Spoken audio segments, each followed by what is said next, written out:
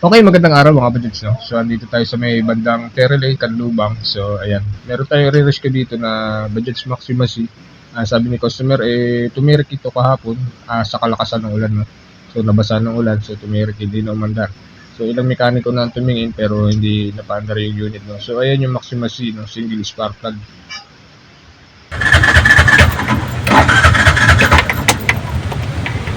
Okay yan mga budgets, no? So panay ang redondo lang pero hindi nag-i-start. Nakadalawang redondo tayo pero hindi nag-i-start, no? So check natin dito sa likod kung mayroong kuryente. So ayan mga budgets yung ating gagawin, no? Ito nga pala pinatingnan na sa ibang mekaniko pero hindi napaandar kahapon kaya iniwanan na ni customer dito dahil gabi na. So ayan tayo naman ang titira, no? At malamang sa malamang na ito walang kuryente. So check natin kung i-double check natin kung wala nga kuryente ang spark plug, no? So ayan mga kabadibs. Yo! Yo! Sa biyahe mo, huwag mangamba. Jonathan na ang bahala. Hey! Kung motor mo'y hirap na sa daan, maingay na makina, di na maaasahan. Huwag kang mag-alala, may solusyon dyan. Sa Jonathan Shop, siguradong ayos yan. Kahit anong sira. Okay, dito sa part na to mga kabadyads, check natin kung may kuryenteng lumalabas doon sa spark plug, no? Ito ang kalimitang nagiging issue ng ating Bajaj Maxima Z o na single spark plug. Yung single spark plug, kapag hindi umaandar, nawawalan ng kuryente ang spark plug. So yan yung i-check natin kung meron ba, no? So ayan mga kabadyads.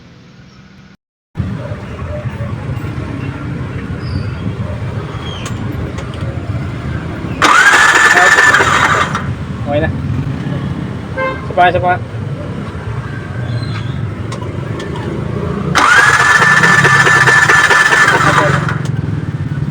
Okay yun mga kabadyads, no? Confirm nga, walang kuryente na lumalabas sa spark plug. So ayun, i-check muna natin doon sa fuse box sa unahan.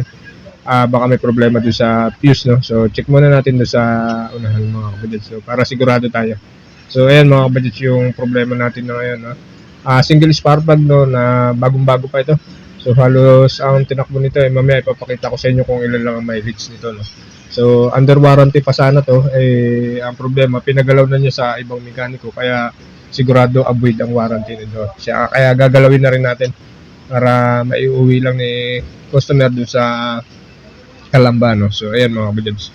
So isa continuous yung dapat is-test na fuse pero okay naman. So walang problema yung fuse ng ECU. So active.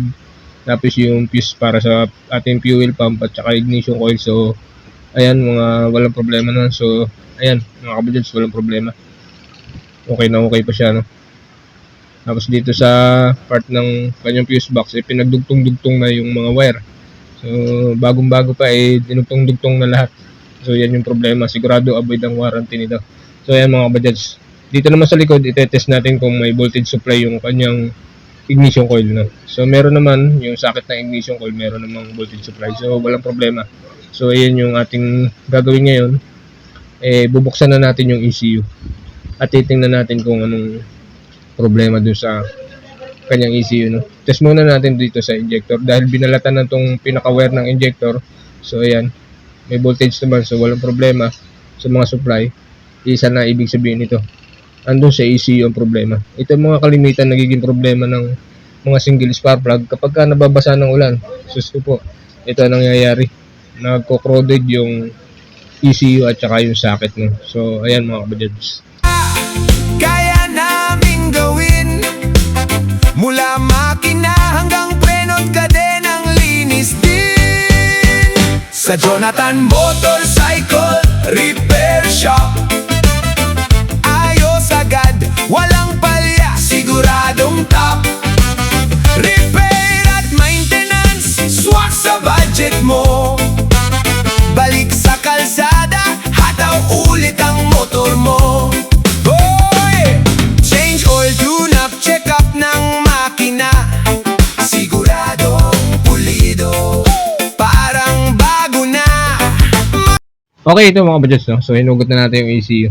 So ayan mga kabadyads, yan yung bubulaga sa atin. Corroded na yung kanyang ECU, no? So ito yung kalimitan nagiging problema, yung ignition drive. So ito yung nagko-corroded, no? So ayan mga kabajads. Yung ground at saka yung ignition drive. So ayan mga kabajads, no? So ayan mga kabajads, no? So nag-corrosion na yung kanyang yung kanyang ECU, no? So i-check naman natin yung pinaka-pin ng ignition drive, no? So ito yung wire na kulay itim. So pangalawa yan dito sa kanyang socket, no. So ito yung kanyang ignition drive kasi ito yung laging nadadali kapag nababasa ng tubig, no. So ayan mga kabajads. Medyo meron siyang corrosion o corroded na rin.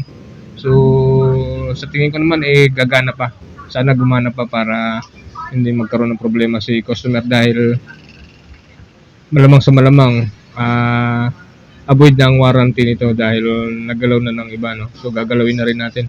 Total gano'n na rin naman, avoid na ang warranty, gagalawin na natin mga kabajads. Yan naman ang laging dahilan ng marketing. So kapag ginalaw ng ibang mekaniko, avoid ang warranty. So ayan mga kabajads, kung sakali mang hindi gumana, gagawa natin ng paraan. So ayan mga kabajads, no? Lilinisan natin ng contact cleaner yan, yung loob, at i-check natin yung dalawang pin na medyo merong problema kung pwede pa ba. So ayan mga kabajads, yung mga simpleng idea, no? Okay, ito mga kabajads, no? So advice ko nga lang pala, wag kayong magbubunot ng mga ganito kung hindi kayo sigurado o kung hindi nyo alam kung paano ibalik mga kabajads.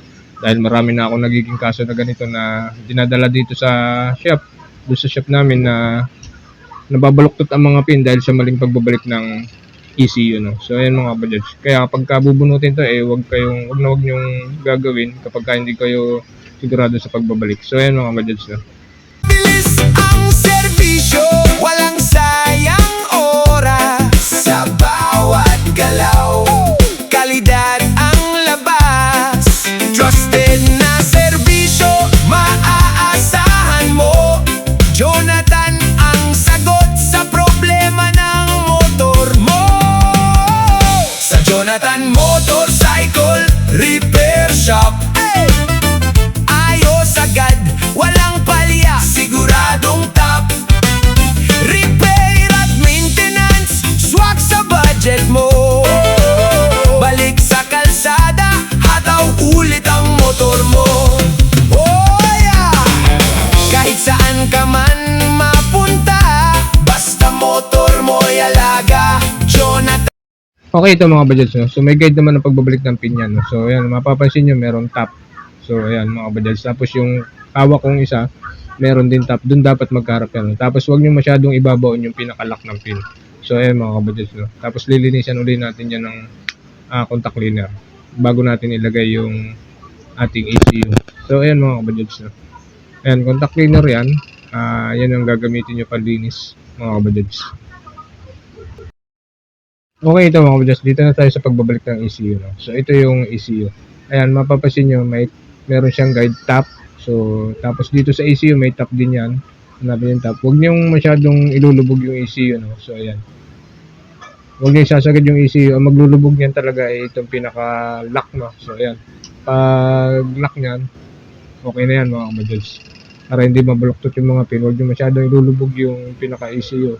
So ayan mga kabajads, okay na. Ikakabit na natin tong pinaka ground at check natin kung meron ng kuryente ang spark plug, no? So ayan mga kabajads.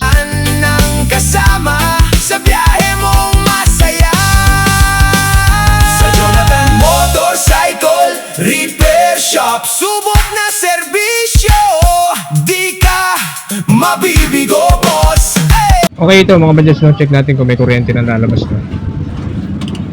Ito to? Okay. Isa pa.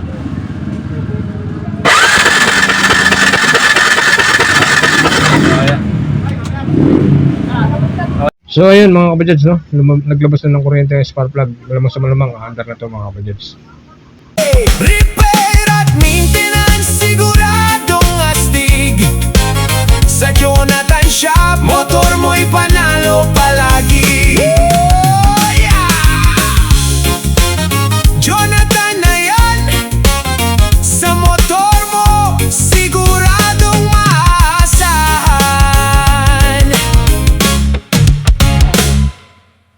Okay, ito mga kabadyads, no? At huwag na huwag natin kalimutang i-diagnose. No? So, siyempre, nagkakaroon ng error code yan kapag ganyan nag-hard starting.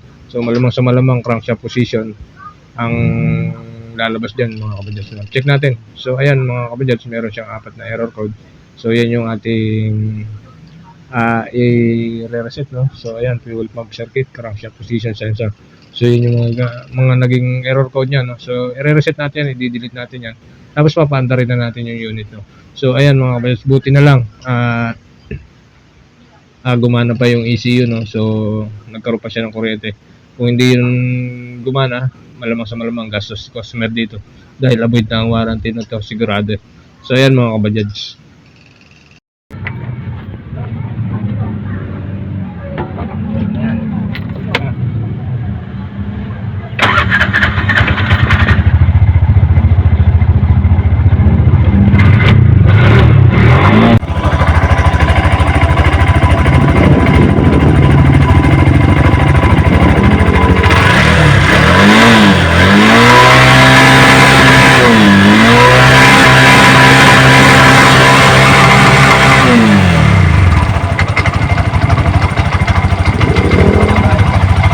Okay, yan mga kabadyads, no? Yan lang ang mileage yan, 3,500. Pero sigurado ako na avoid na ang warranty nito dahil pinagalaw na sa ibang mekaniko, no? So, ayan mga kabadyads.